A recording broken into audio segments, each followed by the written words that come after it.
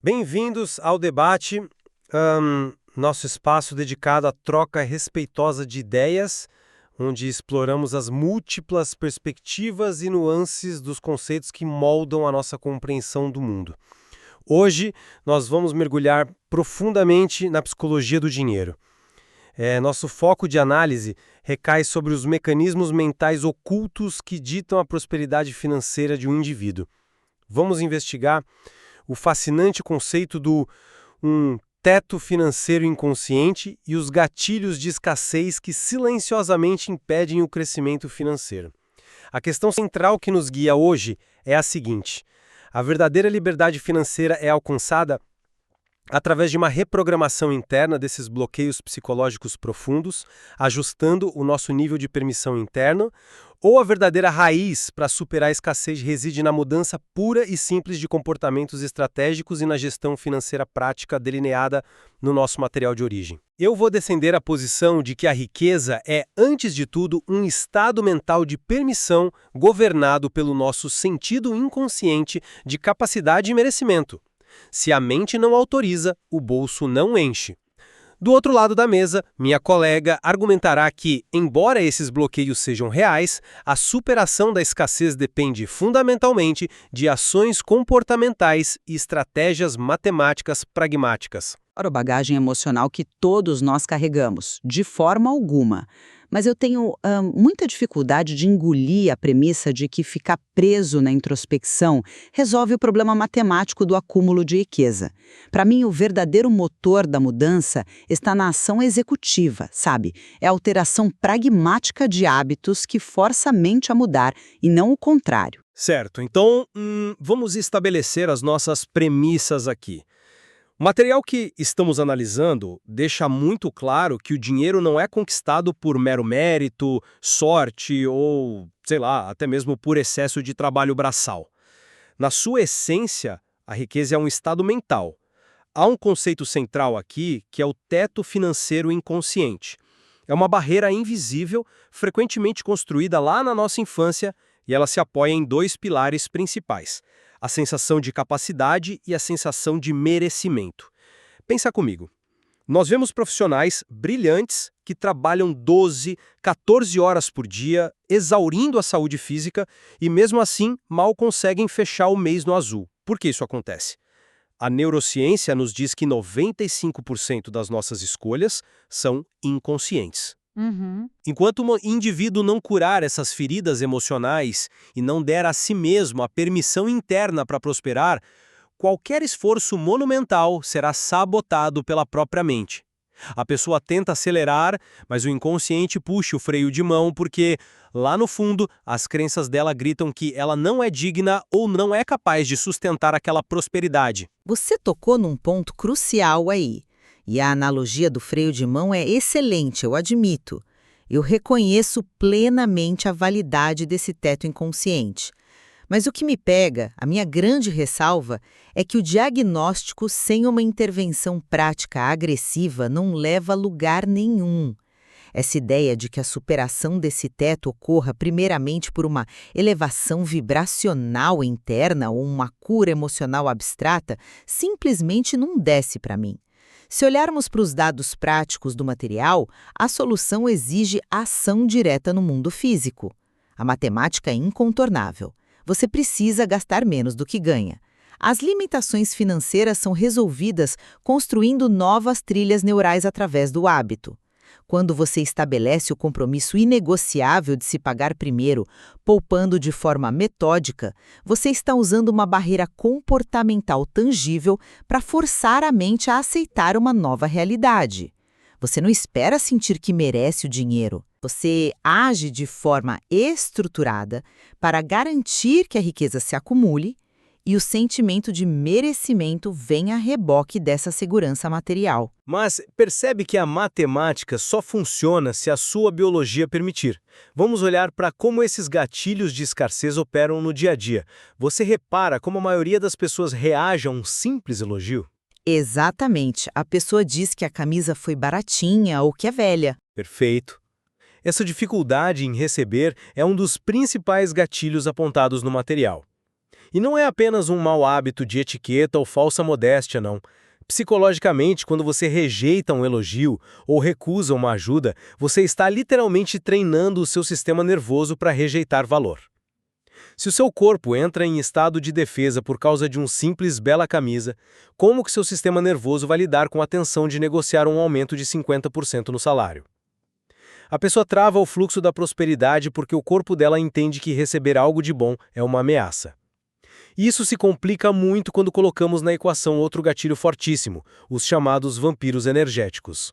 Ah, sim, os vampiros energéticos. O reclamador, o duvidador e o comparador. Isso, a gente sempre tem aquele amigo que, se você chega animado dizendo que ganhou na loteria, ele responde na mesma hora: "Puxa, mas você já viu o absurdo que vai pagar de imposto de renda?" Esse é o vampiro reclamador perfeito.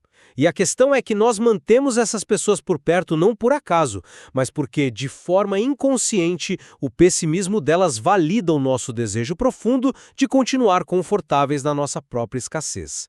O material aponta que eles sugam a energia criativa necessária para agir. Se você não muda essa ressonância interna que te atrai para essas pessoas, nenhuma planilha de Excel vai te salvar. Pausa rápida aí. Eu concordo que conviver com pessoas assim drena qualquer um. Mas dizer que a dificuldade em receber e a presença de pessoas tóxicas travam o fluxo de forma quase mística é onde nós divergimos de forma bem aguda. Vamos traduzir isso para o pragmatismo. Esses fenômenos são armadilhas cognitivas clássicas. Quando você diminui o próprio valor publicamente ao rejeitar um elogio da sua camisa nova, o impacto não é cósmico, é puramente social e profissional. Você está sinalizando aos seus pares e potenciais parceiros de negócios que você não valoriza a si mesma. E quem não valoriza a si mesma não transmite confiança para fechar contratos. Isso impede o indivíduo de agarrar oportunidades reais.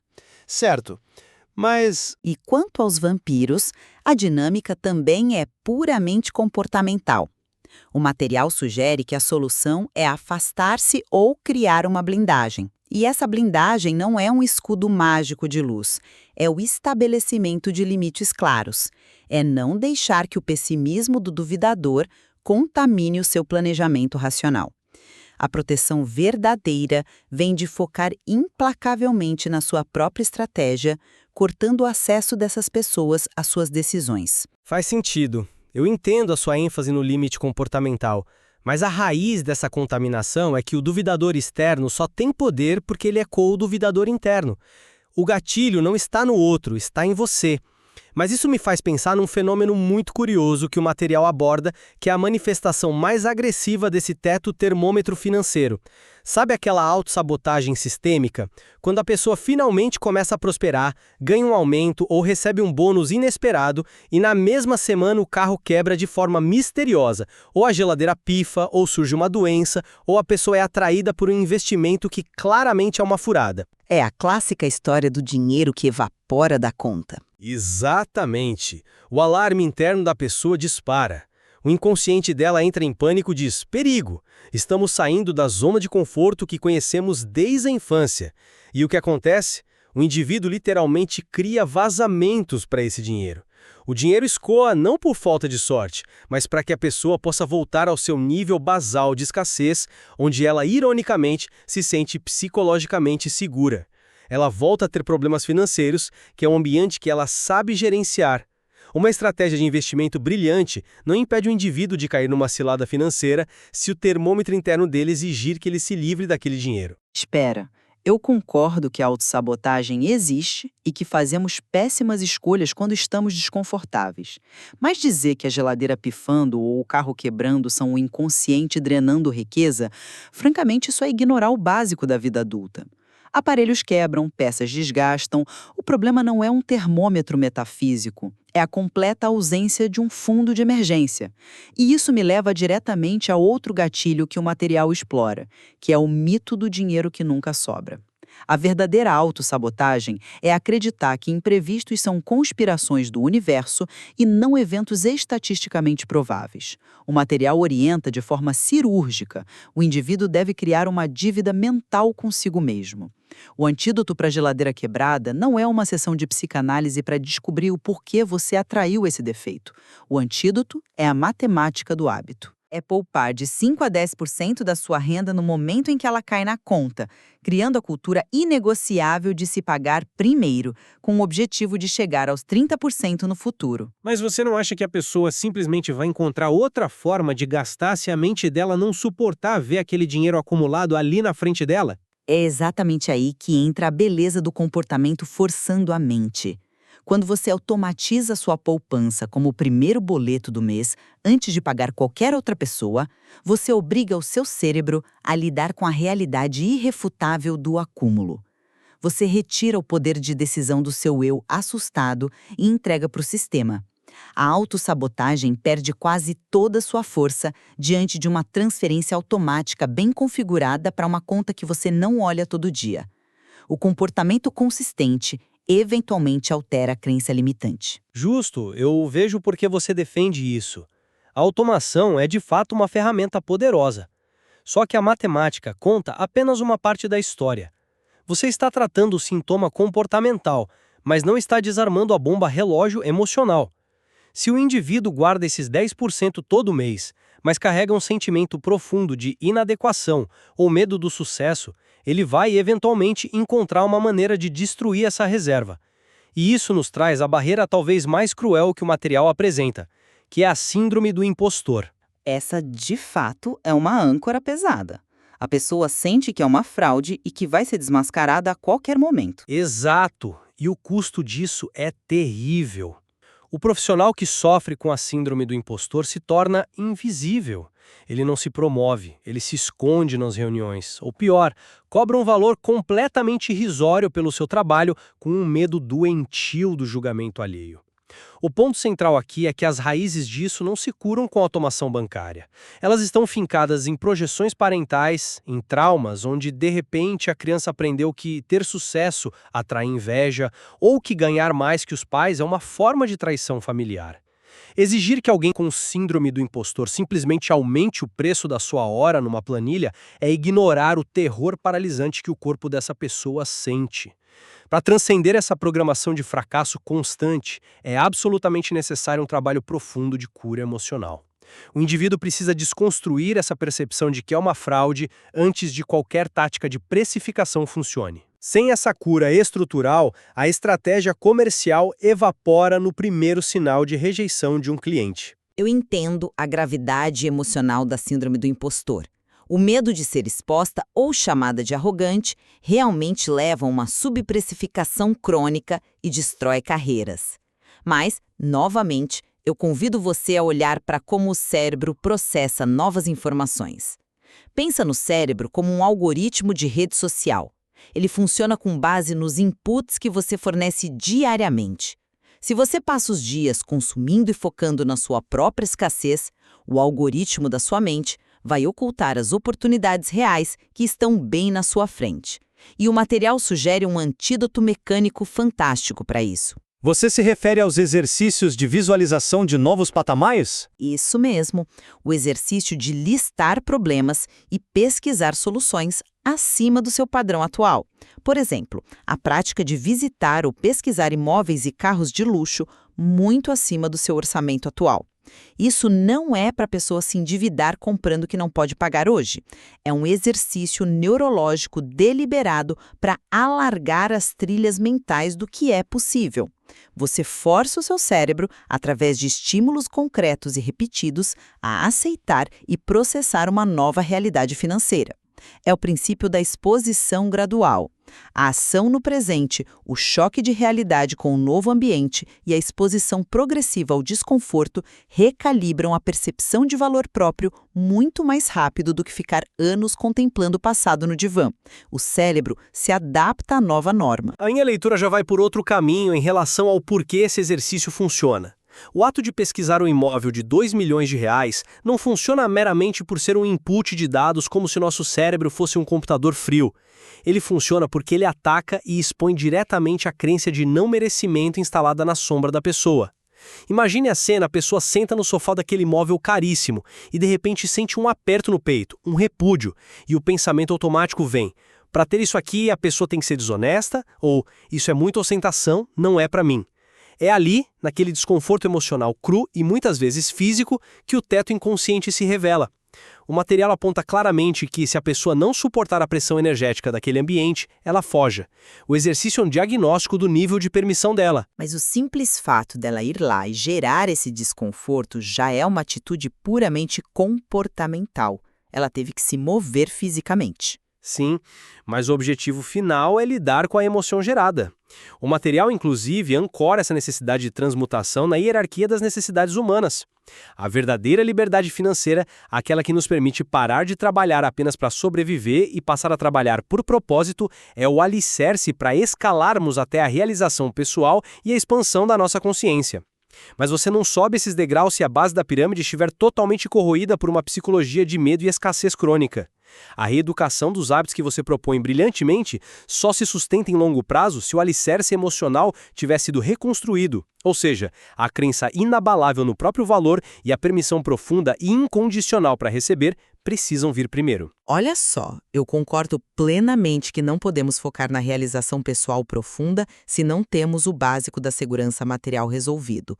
É a própria pirâmide de necessidades.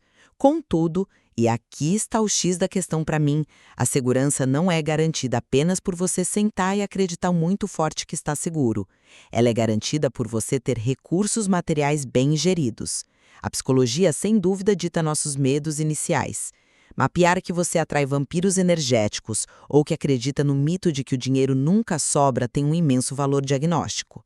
Mas esse diagnóstico é apenas a planta da casa, não é a casa construída. Identificar o gatilho só gera mudança se houver o que o material chama de reeducação, rigoroso planejamento estratégico, desenvolvimento de competências para aumentar o valor da sua hora de trabalho e execução de uma gestão financeira implacável. O teto invisível é estilhaçado de verdade quando a pessoa estrutura um orçamento à prova de autossabotagem e vê, na matemática, seu patrimônio crescer mês após mês. A confiança nasce do resultado material consistente, independentemente de como a pessoa estava se sentindo triste ou insegura naquele dia específico. Sintetizando nossa discussão, me parece muito claro que nós estamos observando a mesma montanha, mas escalando por encostas diferentes.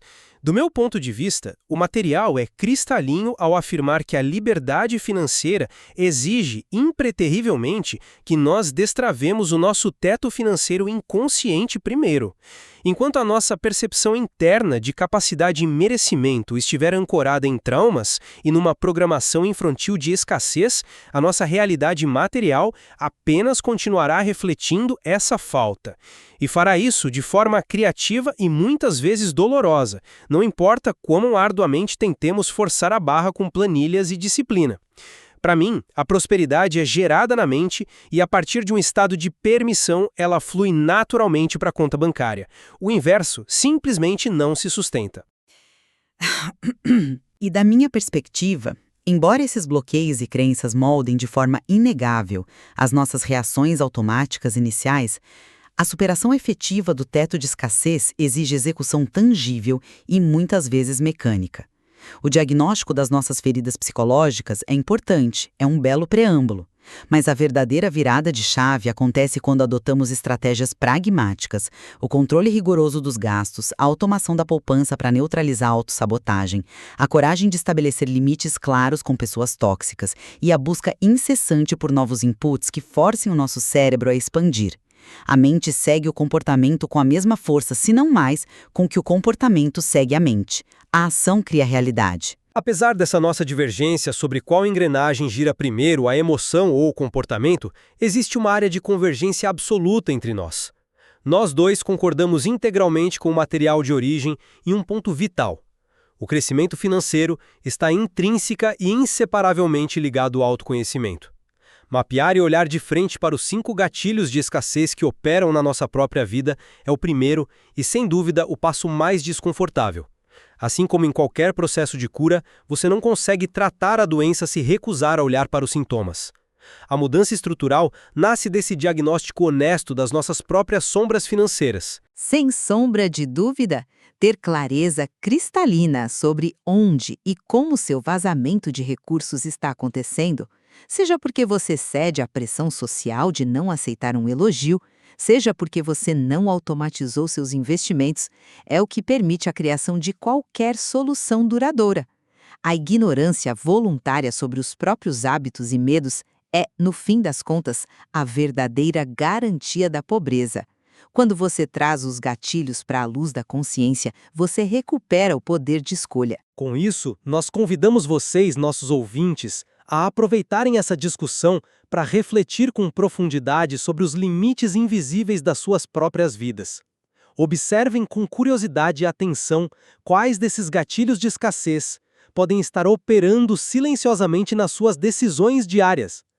A psicologia humana em relação à riqueza e ao valor próprio guarda inúmeras camadas de complexidade. É um universo de medos, desejos e programações que merecem ser explorados de forma contínua pelo intelecto e por uma reflexão muito honesta. Sempre há mais a descobrir sobre como a nossa mente constrói ou restringe a nossa própria realidade material. Exatamente. Façam essa análise crítica.